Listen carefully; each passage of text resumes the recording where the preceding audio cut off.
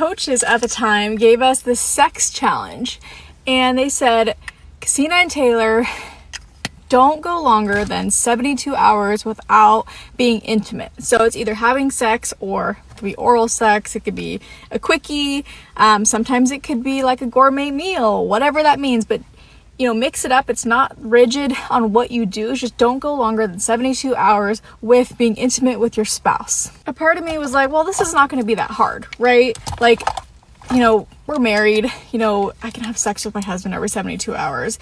This was a low in our relationship. This is where a point where I was full of resentment. My husband was tired of being denied and rejected. He was not taking the initiative to lead in the areas that I was genuinely yearning. I didn't realize that this was going to expose so many areas of weakness in our marriage. And I started to think, like, how often do we actually have sex? Like, if you were to actually take accountability.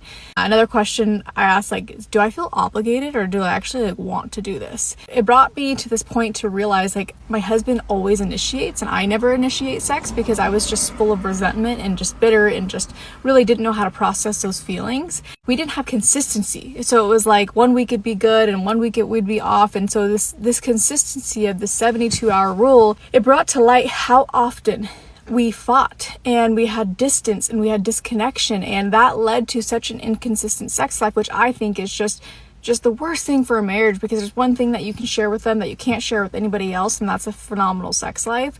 And when you lose that, you're just hanging on by a thread. Like, it's not good, right? So grateful that we were willing to go deep and truly figure out what was going on foundationally. It's like we weren't that far away.